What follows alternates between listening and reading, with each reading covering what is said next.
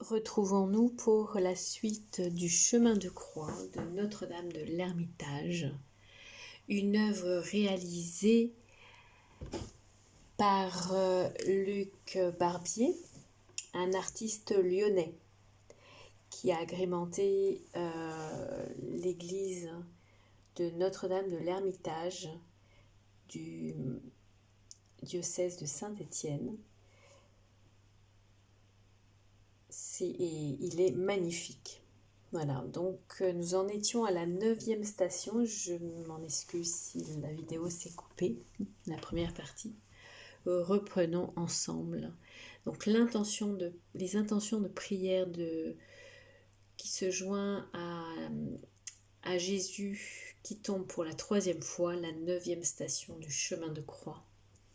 Prions pour ceux qui ont pour métier et fonction d'étudier la parole de Dieu et de l'expliquer, les biblistes, les théologiens, les prêtres, les diacres, les séminaristes, les religieux, les religieuses, pour ceux qui utilisent la parole de Dieu pour justifier de soi-disant révélations et pour écrire des évangiles frelatés ou tronqués.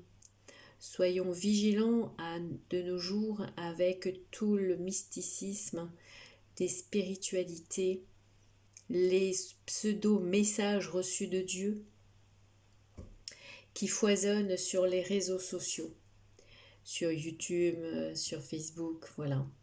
Donc prenons garde, restons accrochés à la Bible. Pour toutes les personnes qui travaillent à l'information religieuse en notre temps, les artistes, les cinéastes, les chanteurs, les peintres, pour toutes les écoles qui enseignent, voilà, dans le monde entier,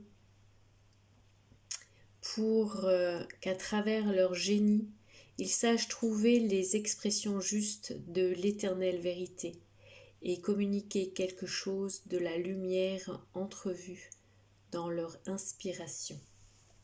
Amen.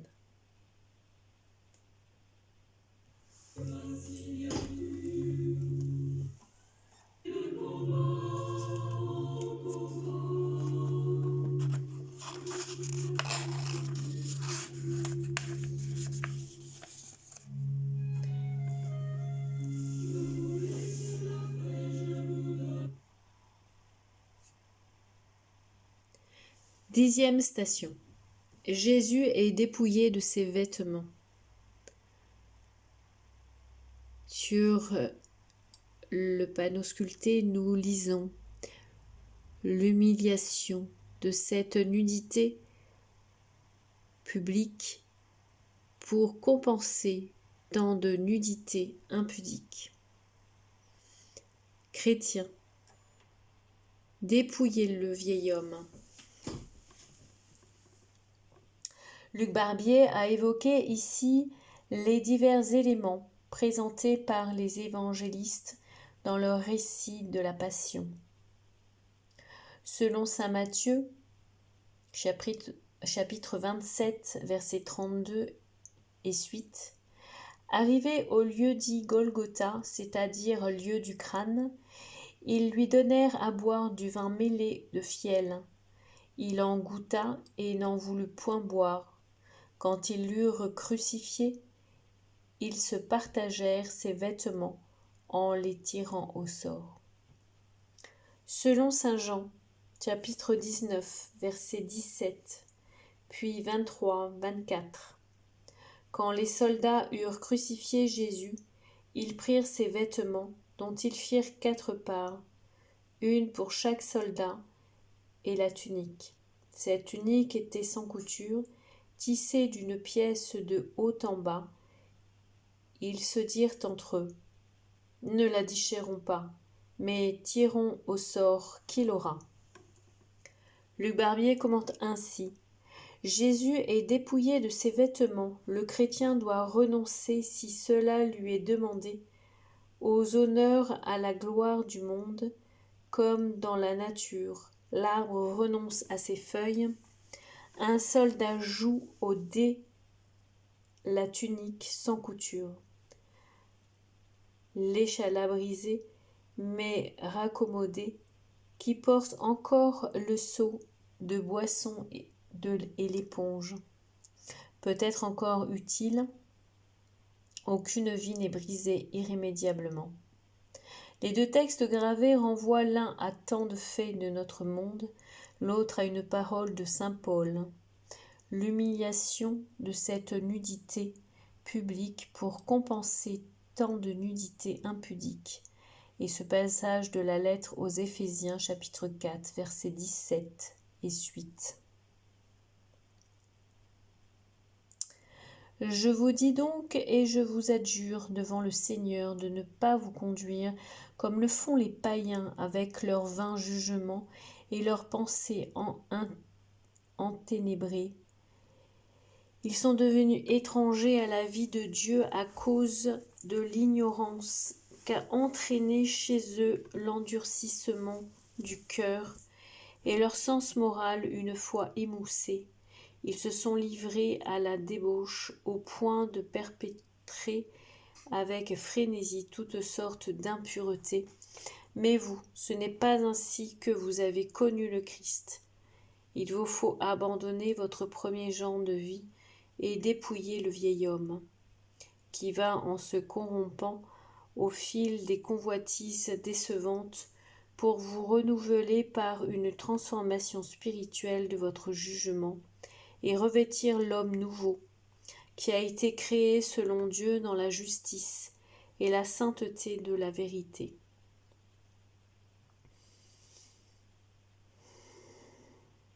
Ce beau mais difficile texte de saint Paul nous conduit à un autre sens de la scène où Jésus est dépouillé de ses vêtements. Jésus a souhaité recevoir un autre baptême que celui où, selon les usages et la prédication de Jean le Baptiste, il est descendu dans le Jourdain sans vêtements. Pour affronter la croix, ce nouveau baptême, il est dépouillé de ses vêtements, et c'est ainsi qu'il sera revêtu de la gloire de la résurrection. De même, selon la tradition de l'Église, les candidats au baptême devaient quitter leurs vêtements, être plongés nus dans l'eau du baptême. Et une fois ressortis, ils étaient revêtus du blanc vêtement de la vie nouvelle. Pour la prière. Prions pour les personnes contraintes par la misère de se vendre au plaisir pour survivre, et pour ceux qui vivent de l'exploitation de la chair humaine, pour ceux qui vendent des enfants, trafic d'enfants, pour les personnes qui vivent la prostitution, qui sont dans les chaînes de dépendance. Seigneur, prends pitié. Ô Christ, prends pitié. Viens délivrer ces humains du malin. Pour les candidats au baptême et ceux qui les y préparent, pour tous les catéchumènes de nos paroisses respectives, pour l'unité de l'Église et les frères séparés, pour tous les chrétiens d'Orient, d'Asie, d'Afrique qui sont persécutés, emprisonnés. Voilà. La tunique sans couture est l'image de l'Église, une et sainte. Nous sommes tous réunis par l'Esprit Saint. Toute forme de pratique religieuse nous réunit. Amen.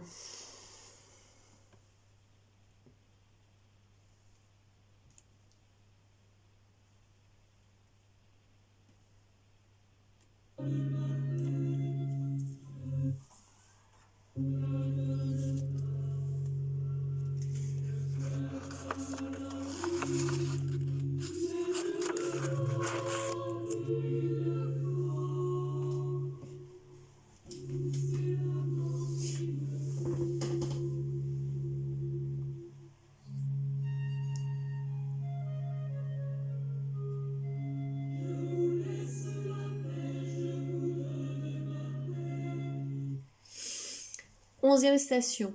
Jésus est cloué sur la croix. ce lit de douleur dresse sur le roc, pour tant de lits moelleux, pressés pour le plaisir. En lui, c'est ma chair, avec ses convoitises, qui a été crucifiée.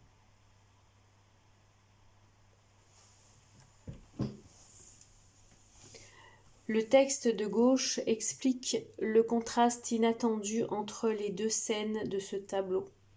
Ce lit de douleur dressé sur le roc pour tant de lits moelleux dressés pour le plaisir.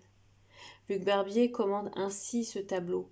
On voit l'envers de la croix, un bourreau tord des clous pour que, sous le poids, il ne s'arrache pas. Un épicurien indifférent et tout, à ses plaisirs, se repose et s'enivre. L'épicurien, ce mot désigne ceux qui vivent selon le principe « mangeons et buvons aujourd'hui, car demain nous mourrons », représente dans la pensée de l'auteur tous ceux qui font du plaisir immédiat, leur but, leur unique raison de vivre, selon le mot terrible de saint Paul, leur Dieu, c'est leur ventre. Lettre aux Philippiens, chapitre 3, verset 19. La phrase du bandeau inférieur donne le sens ultime de la scène. En lui, c'est ma chair avec ses convoitises qui a été crucifiée. Elle reprend une parole de saint Paul. Ceux qui appartiennent au Christ Jésus ont crucifié la chair avec ses passions et ses convoitises. Galates 5, verset 24. Cette idée, Paul l'exprime d'une autre façon. Comprenons-le, notre vieil homme a été crucifié avec lui pour que ce corps de péché soit détruit, afin que nous cessions d'être esclaves du péché. Romains 6, 6. De toute manière, Paul lit cette mise en croix, de la chair et de ses envies à la vie nouvelle que le Seigneur donne par le baptême. Qu'il s'agisse de crucifier le vieil homme ou de le dépouiller, comme dans la 10e station, le but poursuivi ici est identique et Paul le présente comme un don vécu par les chrétiens. Vous vous êtes dépouillés du vieil homme et de ses agissements, et vous êtes revêtus le nouveau, celui qui s'achemine vers la vraie connaissance, en se renouvelant à l'image de son Créateur.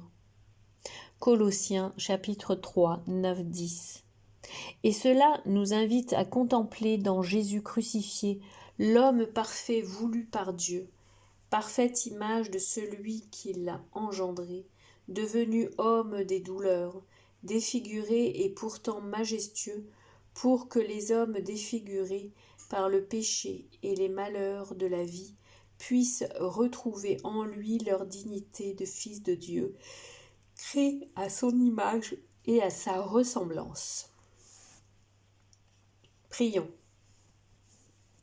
Pour ceux qui souffrent sans espoir de guérison et sans recours. Sachant qu'il existe des communautés qui proposent des sessions de guérison intérieure avec des sacrements de l'Église.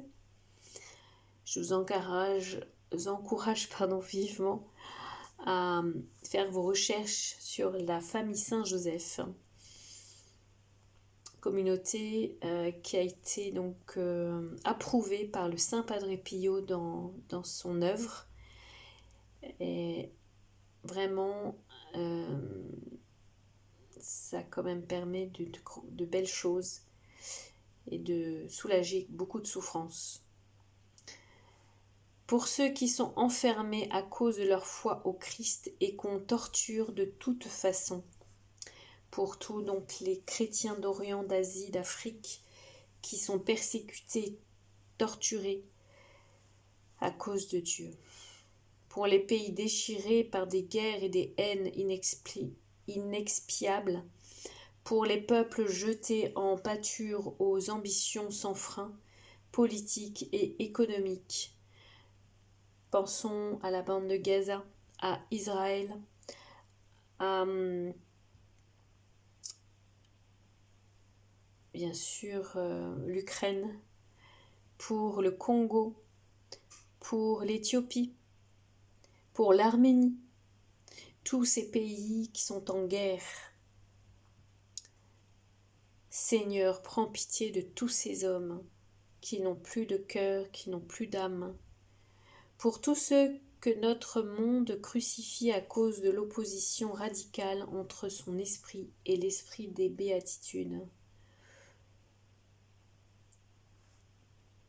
Seigneur, entends le cri de nos prières. Amen.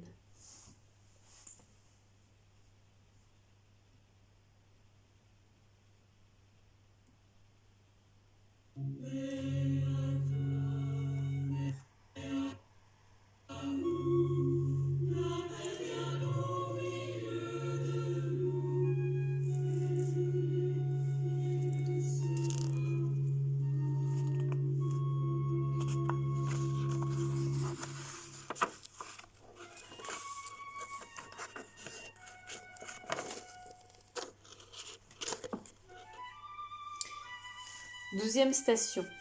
Jésus meurt sur la croix.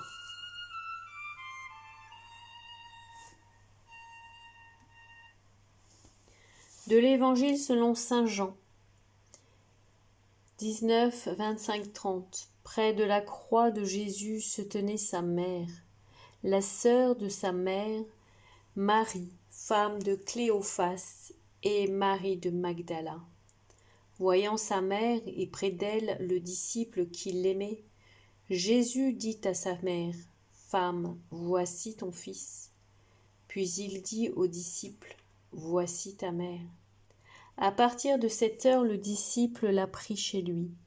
Puis, sachant que tout était achevé désormais, et pour que toute l'écriture fût accomplie, Jésus dit, « J'ai soif. » Un vase était là, plein de vinaigre.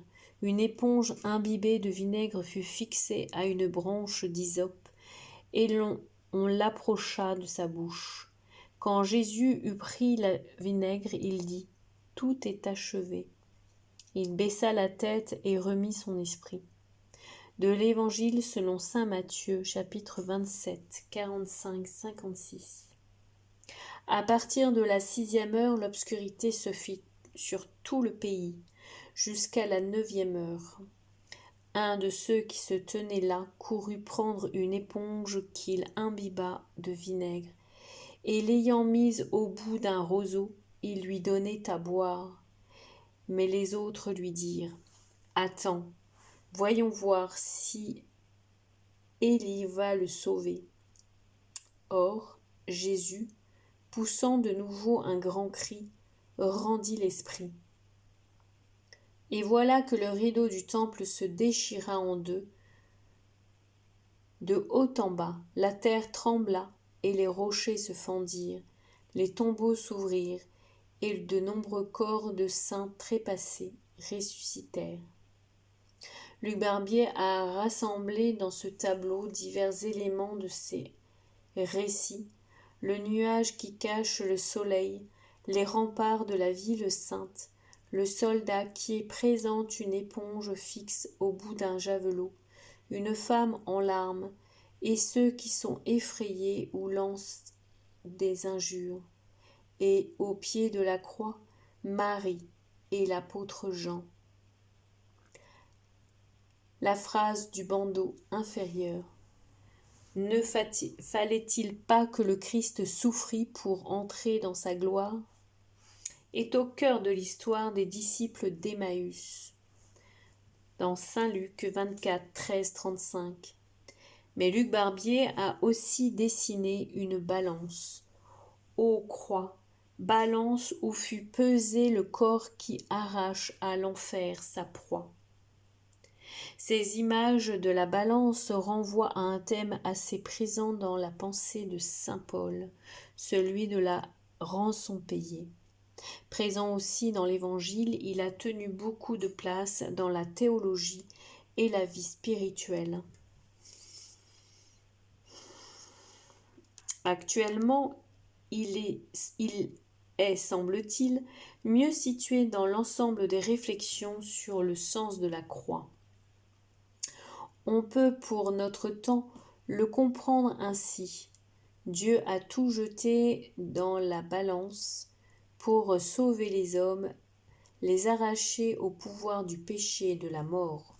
Tout, c'est-à-dire jusqu'au Fils bien-aimé. En son Fils, Dieu nous a tout donné, comme saint Jean, par exemple, le fait comprendre au long de sa première lettre.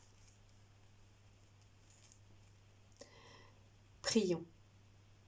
Pour ceux qui meurent dans l'abandon et ceux qui veillent au chevet des mourants, pour les hospices, pour les hôpitaux, pour les boutiques funéraires, les organismes funéraires, tous ceux qui accompagnent les familles dans les décès, pour toutes les personnes âgées isolées qui meurent sans famille, qui sont délaissées, pour ceux pour qui la croix reste une folie et une absurdité, pour les personnes de mon entourage qui pensent que la croix n'est pas le salut, et pour ceux qui, à cause du Christ, prennent non seulement leur propre croix, mais celle des autres, dans la prière et les gestes de solidarité. Je vous confie tous les groupes de prière, d'Hosanna, des paroisses, des familles, des communautés. Amen Seigneur, nous œuvrons à la moisson. Je n'ai rien voulu savoir parmi vous que Jésus-Christ et Jésus-Christ crucifié. Dans Saint Paul aux Corinthiens, première lettre, chapitre 2, verset 2. Amen.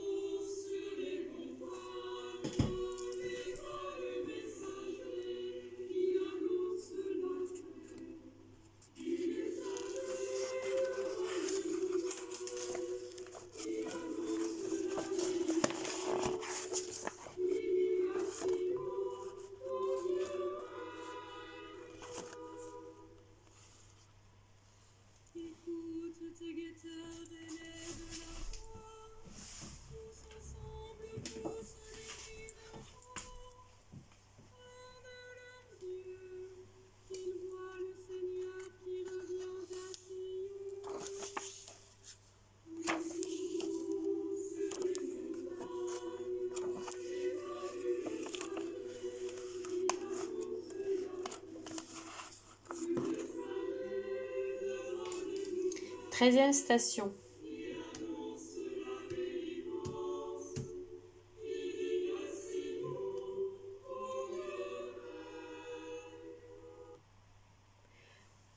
Treizième station, Jésus est descendu de la croix et Marie le reçoit dans ses bras. Image de la Pietà.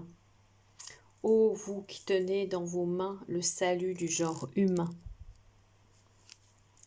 Cette scène a été illustrée dans la célèbre Pietà de Michel-Ange et a fourni le sujet de nombreux tableaux. L'interprétation qu'en donne Luc Barbier est à la fois très sobre et volontairement contemporaine. La Vierge Marie, au visage vieilli, soutient Jésus et le contemple dans une attitude qui évoque la lamentation biblique. Derrière eux, la pierre du tombeau qui attend Jésus. À la place des disciples, un groupe où se détachent 3 prêtres, l'un tenant un cierge allumé. Les 3 premiers personnages, dit Luc Barbier, sont le portrait de certains prêtres de l'Ermitage, et la sœur est sœur Agnès. Les pères ne sont plus reconnaissables.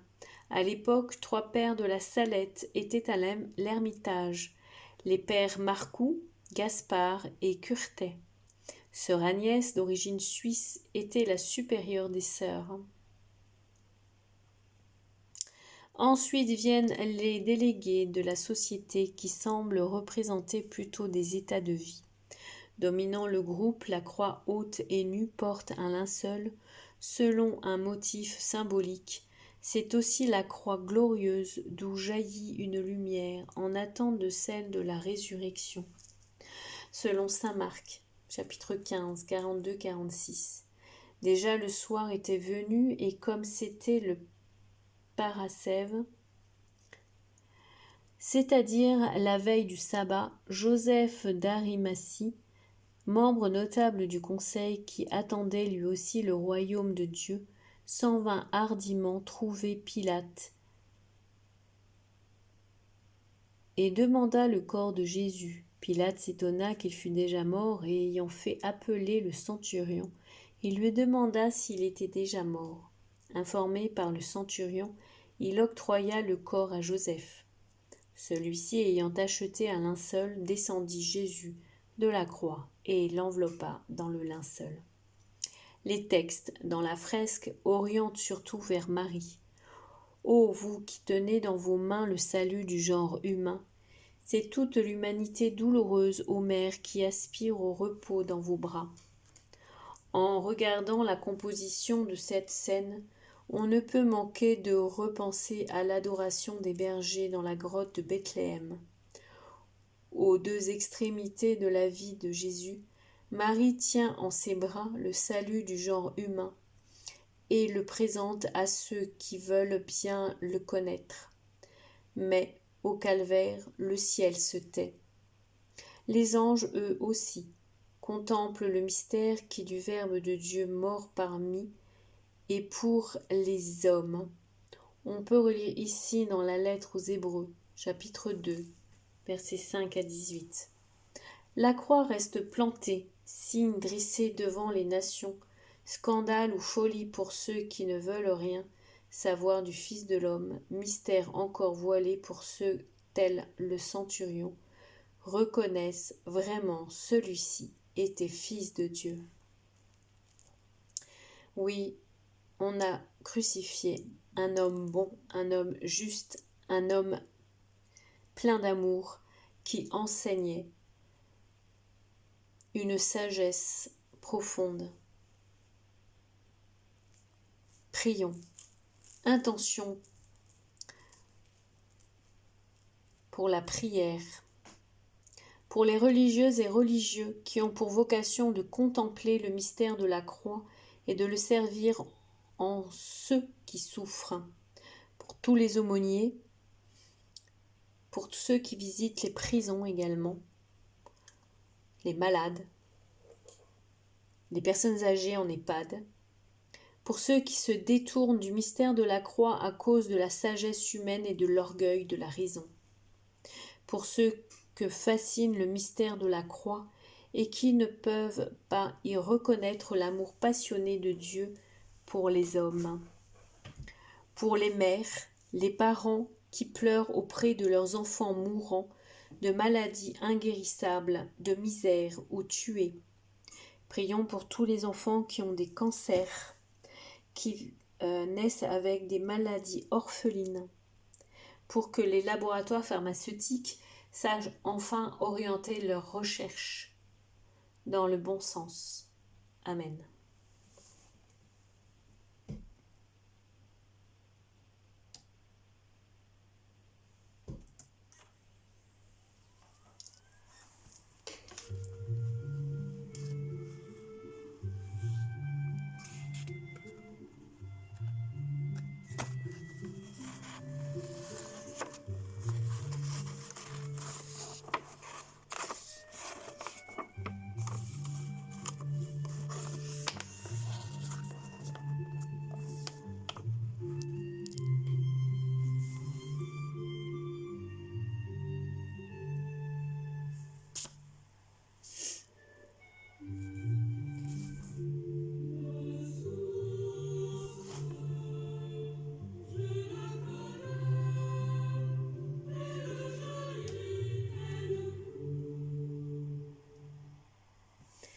Quatorzième station, Jésus est enseveli. Un lieu de fraîcheur, de lumière et de paix. Selon saint Matthieu, chapitre 27, verset 61. Il y avait là Marie de Magdala et l'autre Marie, assises en face du sépulcre, selon saint Jean, chapitre 19. Joseph d'Arimathie et Nicodème prirent le corps de Jésus et l'entourèrent de bandelettes avec les aromates, suivant la coutume funéraire juive. À l'endroit où il avait été crucifié, il y avait un jardin, et dans ce jardin un tombeau neuf. Personne encore n'y avait été mis à cause de la préparation des Juifs. Comme le tombeau était tout proche, c'est là qu'ils déposèrent Jésus. Selon saint Luc, chapitre 24, 53-56, les femmes qui étaient venues de Galilée avec lui avaient suivi Joseph. Elles regardèrent le tombeau et comment son corps avait été placé. Puis elles s'en retournèrent et préparèrent aromates et parfums. Et le sabbat, elles observèrent le repos prescrit. Les 4 évangiles notent donc la présence de 2 membres importants du conseil des Juifs, le Sanhédrin, Joseph d'Arimathie et Nicodème, tous 2 hommes justes et droits, disciples en secret de Jésus. Un jour, devant ses pairs, Nicodème avait osé prendre la défense de Jésus. De saint Jean, chapitre 7, versets 50-52. Il note aussi la présence de plusieurs femmes, Marie de Gadala, Marie-Madeleine, Magdala, Salomé, la mère de Jacques et de Jean, fils de Zébédée, Marie, mère de Jacques le Petit et de José, c'est la proche parente de Jésus, Marie, mère de Jésus, et ajoute Marc, beaucoup d'autres qui étaient montés avec lui à Jérusalem, selon saint Luc, chapitre 8, versets 2 et 3. Il s'agit probablement des femmes qui suivaient Jésus, dont Suzanne et Jeanne, femmes de Chouza, l'intendant du roi Hérode. Luc Barbier a représenté de manière stylisée ces hommes et ces femmes qui ont rendu à Jésus les derniers devoirs et l'ont jusqu'au bout assisté de leurs biens. Selon saint Luc, chapitre 8, 3 et Jean 19, 39. Marie de Magdala, ici confondue avec la pécheresse qui était venue trouver Jésus avec Simon le pharisien, est à genoux aux pieds de Jésus, au chevet les instruments des derniers soins, la couronne d'épines, la plaque apposée par Pilate, les clous. Une colombe apporte le rameau de la paix. Un lieu de fraîcheur, de lumière et de paix. Daignez, Seigneur, nous faire partager votre paix après les tempêtes du monde. Luc Barbier commente ainsi « Tout est consommé. Bientôt la résurrection et la joie ineffable dont parle saint Paul. Les souffrances de cette vie ne sont rien en comparaison de la joie qui nous attend. » Il cite librement le très beau texte de saint Paul adressé aux Romains, chapitre 8, 18, 25, et renvoie aussi à la lettre aux Hébreux, dont nous citons simplement ce bref passage. Jésus, au lieu de la joie qui lui était proposée, endura une croix dont il méprisa l'infamie, et il est assis désormais à la droite du trône de Dieu. Songez à celui qui a enduré de la part des pécheurs une telle contradiction, afin de ne pas défaillir par lassitude de vos âmes.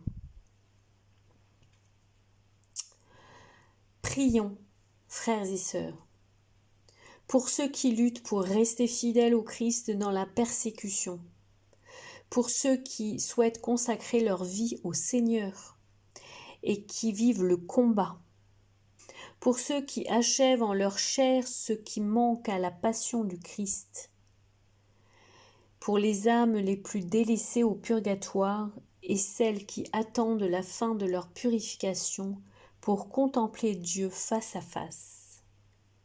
Amen.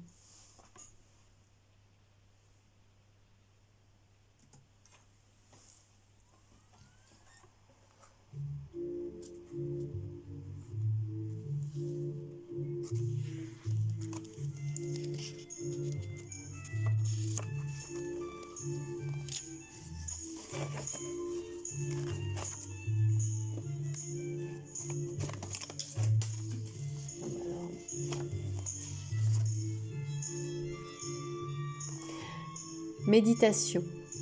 Le poème reproduit ici est comme un testament spirituel de Luc Barbier.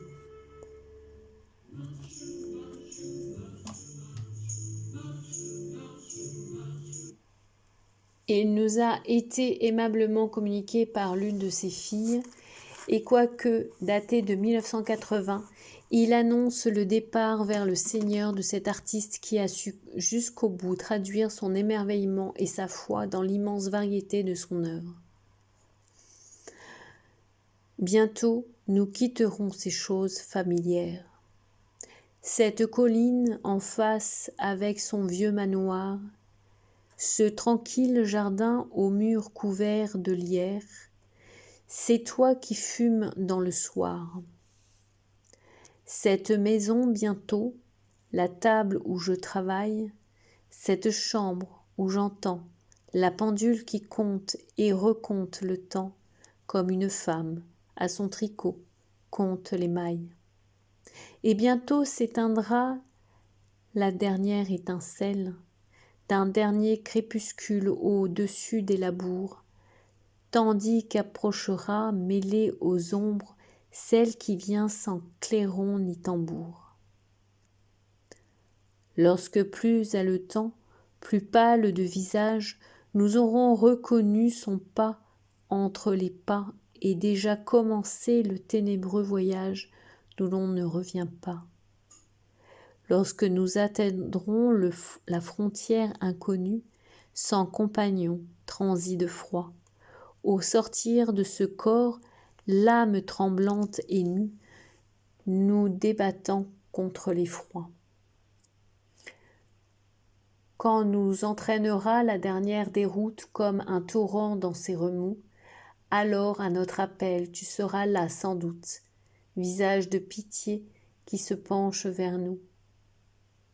Et pour nous soutenir jusqu'à la rive sûre, toi qui nous précédas en ce rude chemin, tu seras là sans doute, et nous tendras la main, cette main où les clous ont laissé leurs blessures. Quand j'aurai brossé ma dernière toile, qu'on m'aura couché dans mon dernier lit, que je dormirai dessous les étoiles, perdu dans l'oubli, toi, tu te souviendras, Seigneur, de mon amour, pour ta création, les êtres, la nature, la fragile beauté des jeunes créatures, pour le charme des nuits, pour la splendeur des jours. Et que tu fus ma joie et ma raison de vivre, ma joie est peut-être aussi mon tourment, et que tu fus ma force et l'espoir qui m'enivre, mon viatique et mon aliment. Quand je partirai pour le clos des morts, en paix, je l'espère, et ma tâche faite, garder le sourire, ami, sans remords, que ce soit comme un jour de fête. Luc Barbier, Jarniou, février 1980.